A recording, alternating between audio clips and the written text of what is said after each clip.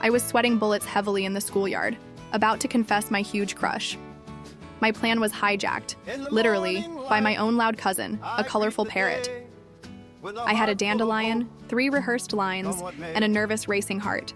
But before I could speak, the parrot dive-bombed the scene, mocking me loudly again.